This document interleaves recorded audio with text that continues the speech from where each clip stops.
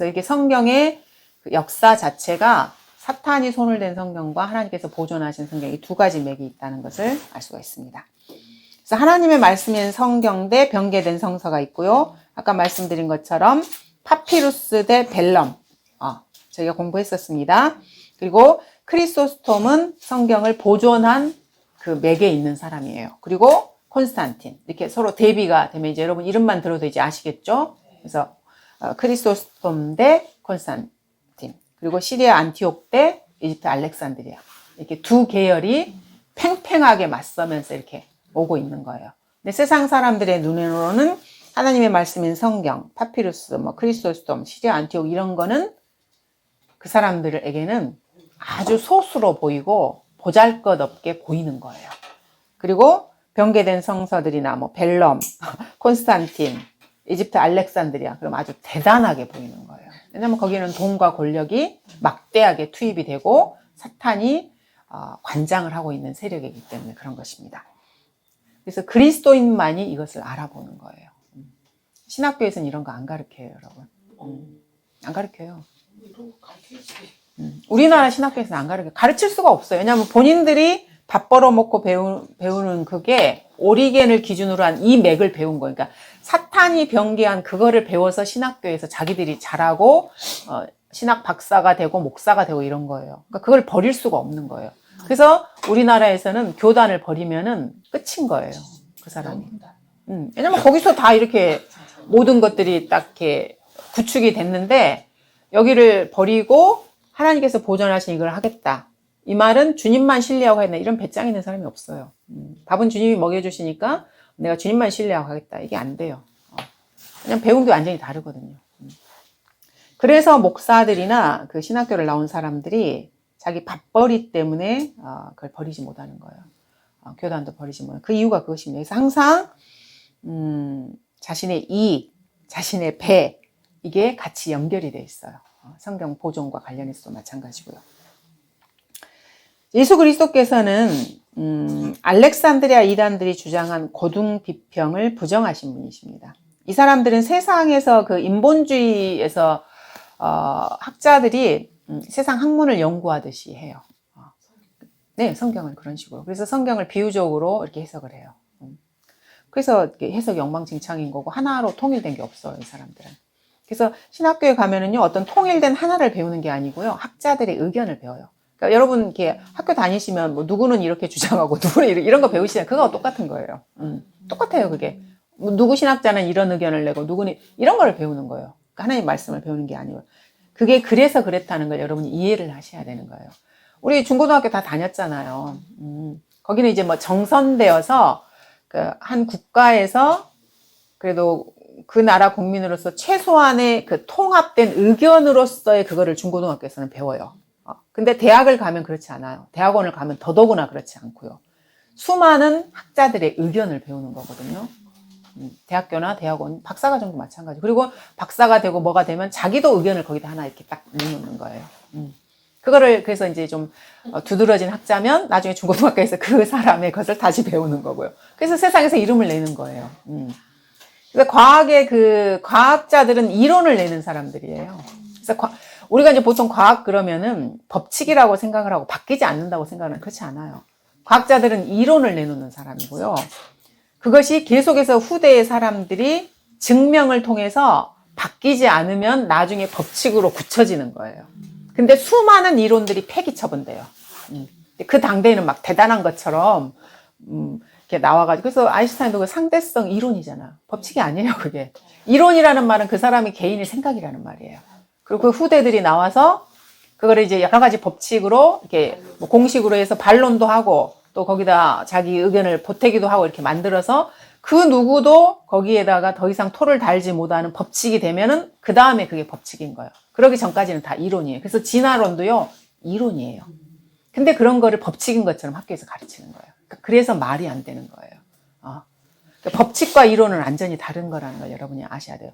만류 인력, 뉴턴이 말, 그거는 법칙이라 그러잖아요. 왜냐하면 모든 거는 중력으로 인해서 아래로 떨어지니까. 그거는 법칙이에요. 그러니까 법칙과 이론이 다르고 학교에서 배우는 거는 법칙도 배우지만 이론도 배운다는 걸 아셔야 돼요. 그러니까 틀린 거를 배운다는 말이에요. 한마디로 말하면은 진리가 아닌 걸 배우는 거예요. 그리고 밥 벌어먹고 사는 것입니다. 하지만 주님께서는 이러한 세상적인 관점에서 하는 고등 비평을 부정하셨어요. 그리고 모세나 다니엘 선지자들을 구약 성경의 기록자로 주님이 인정을 하셨어요. 여러분 그래서 성경을 읽을 때는요, 소설책 읽듯이 읽는 게 아니고요, 좀 주의해서 읽으셔야 돼요. 전체적인 맥락도 중요하지만 그 절에만 있는 그 뜻도 여러분이 정확하게 아셔야 돼요. 한번 볼게요. 그래서 예수님께서 그 정경의 범위를 정했다 그러면 사람이 그런 게 어딨어 뭐 이렇게 말을 해요. 성경에 다 있어요, 그게. 마가복음 보시면은 12장에 한번 볼게요. 주님이 이거를 여기서 이제 구약 성경을 말하는 거죠. 구약 성경의 정경을 주님이 지정을 해주셨어요. 주님 하나님이시잖아요.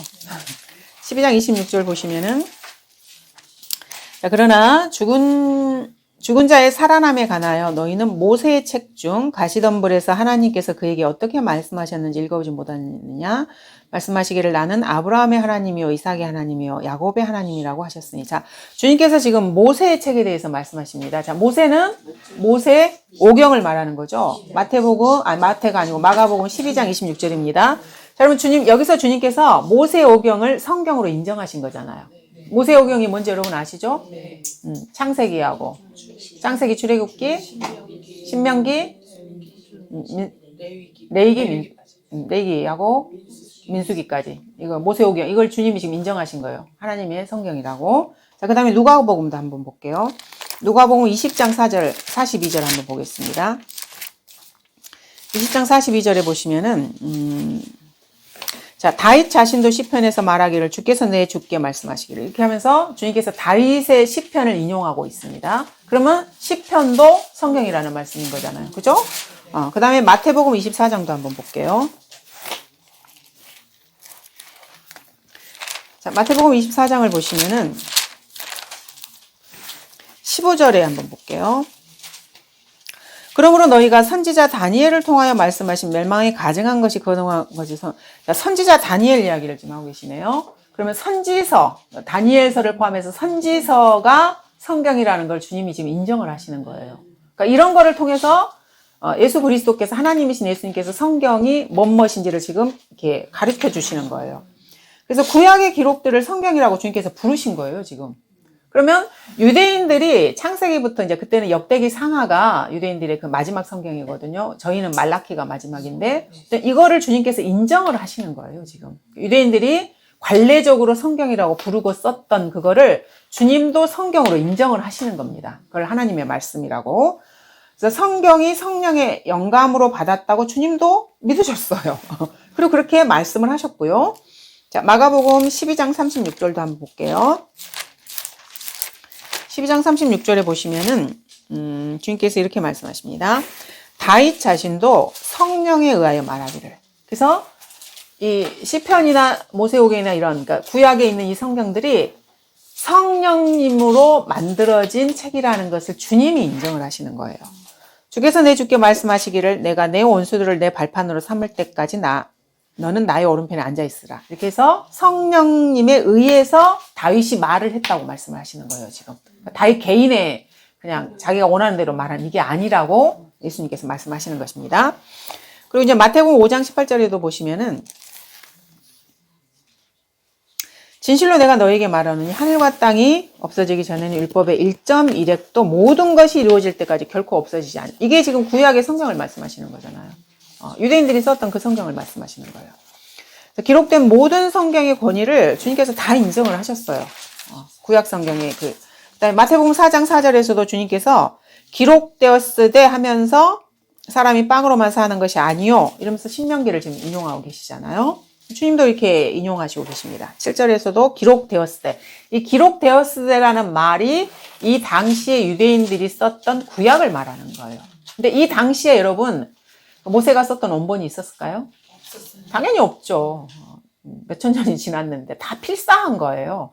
그러니까 필사본을 주님께서 성경이라고 인용을 하시고요. 그 필사본이 성령으로 이렇게 성령님께서 다윗에게 말씀하셔서 이렇게 했다고 주님이 지금 증거를 해주고 계시는 것입니다. 원본을 말씀하시지 않습니다. 자, 10절에서도 보시면 마태복음 4장 10절에서도 그러자 예수께서 그들에게 말씀하시기를 사탄아 여기서 물러가라 그러면서 기록되었으되 너는 주 너희 하나님께 경배하고 오직 그분만을 섬기라고 하였느니라 라고 말씀을 하시는 것입니다. 그러니까 성경 구약에 유대인들이 보존했던 그 성경을 주님께서 인용하시고 기록되었으되 라고 하나님의 말씀으로 주님께서 인정을 하시는 것입니다. 그리고 앞으로 기록될 신약도 영감을 받을 것이라고 주님께서 약속을 해주셨어요. 요한복음에 보시면은 자, 요한복음 16장을 한번 보도록 하겠습니다. 16장 12절에서 14절을 보시면은 내가 아직도 너희에게 말할 것들이 많이 있으나 지금은 너희가 그것들을 감당할 수 없느니라.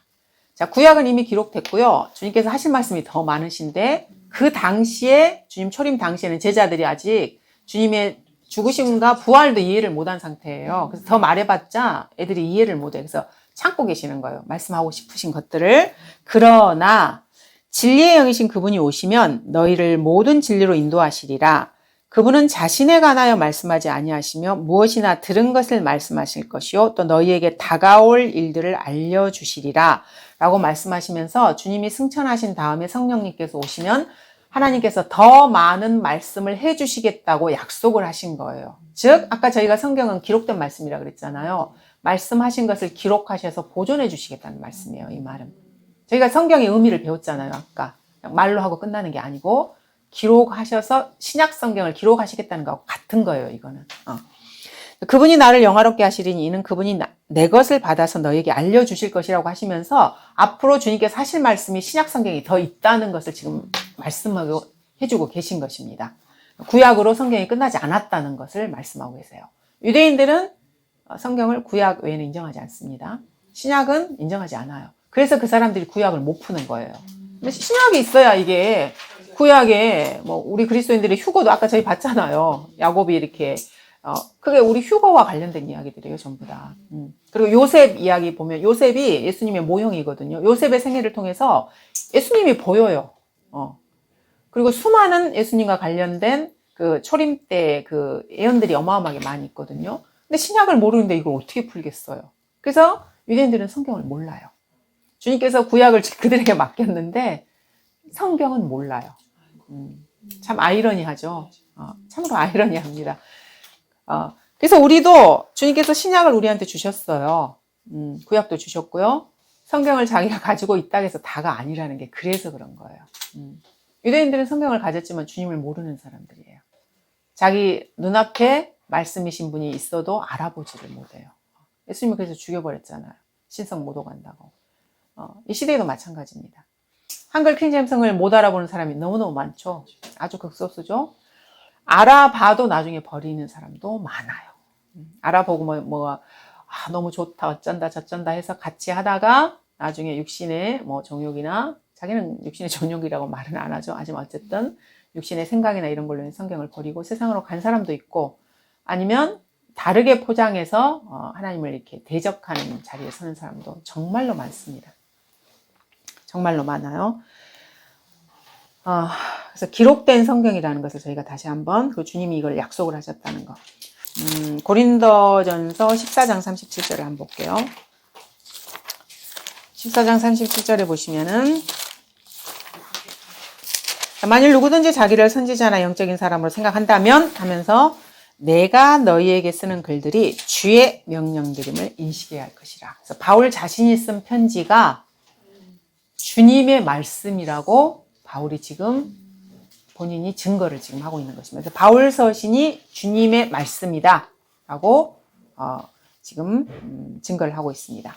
그리고 사도 요한 역시 자신이 영감받은 말씀을 기록했다고 말하고 있어요. 계시록 마지막 22장 보시면은 저희가 이건 이제 성경 변개와 관련해서 살펴보았었죠. 22장 마지막 18절부터 보시면 이는 내가 이 책의 예언의 말씀들을 듣는 각 사람에게 증거하니 누구든지 이것들에 더하면 하나님께서 이 책에 기록된 재앙들을 그에게 더하실 것이요. 누구든지 이 예언의 책의 말씀들을 삭제하면 하나님께서 생명의 책과 거룩한 도성과 이 책에 기록된 것들에서 그의 부분들을 제하여 버리시리라고 말하고 있습니다. 그러면 요한이 자기 개인의 이야기를 여기 썼는데 더하거나 빼면 하나님이 이렇게 하시겠다 이 말인가요? 아니죠. 당연히 아니죠. 그래서 이 책의 예언의 말씀들, 이게 지금 하나님의 말씀이라고 본인 스스로 증거를 하고 있는 것입니다. 내가 썼지만 내 말이 아니다 이 말이에요. 하나님의 말씀이다. 더하거나 빼면 하나님이 재앙을 더하거나 너희에게 재앙을 더하실 것이라고 경고를 하고 있는 거예요. 그러니까 내가 썼지만 내가 쓴 게 아니다 지금 이 말인 거잖아요. 이게 성경이다. 그래서 사도 요한도 이것을 증거하고 있는 것입니다. 성경은 살아있는 말씀이고요. 그 다음에 유대인들에게 맡겨진 것이고요. 그 다음에 히브리서 5장 12절에 보시면 하나님의 진리의 지식의 원리가 이 성경 안에 들어있는 것입니다. 5장 12절을 보도록 하겠습니다. 자, 그때로 보면 너희가 마땅히 선생들이 되어야 할 터인데 이제 다시 하나님의 말씀의 기초 원리들이 무엇인지를 누군가가 너에게 가르쳐 줘야 하니 저지 필요한 사람들이지 단단한 음식을 필요로 하는 사람들은 되지 못하는도다. 이렇게 말씀하시면서 이 하나님의 말씀으로 말씀의 기초 원리들을 세워야 된다고 증거를 지금 하고 있습니다. 그리고 베드로전서 4장 11절에도 보시면은요. 하나님의 거룩한 사람들이 성경을 기록했다고 베드로도 성경에 대해서 증거하고 있는 것입니다. 4장 11절 보도록 하겠습니다. 만일 누가 말하려거든 하나님의 말씀처럼 말하고 또 누가 섬기려거든 하나님께서 공급하시는 능력으로 하는 것처럼 하라. 이는 모든 일에 예수 그리스도로 말미암아 하나님께서 영광을 받으시게 하려 함이니 그분께 찬양과 권세가 영원 뭉토록 있느니라고 이렇게 말씀하고 있습니다. 그러면서 성경에서 이제 기록되었으되라고 말하는 것은 전부가 다 이게 하나님의 말씀이라는 뜻이에요. 성경을 말하는 것입니다. 그리고 이제 영감에 대해서는 저희가 다음 시간부터 오늘 여기까지 하고 다음 시간에 다시 한번 살펴보도록 하겠습니다. 네, 오늘은 여기까지 하겠습니다. 네, 감사합니다.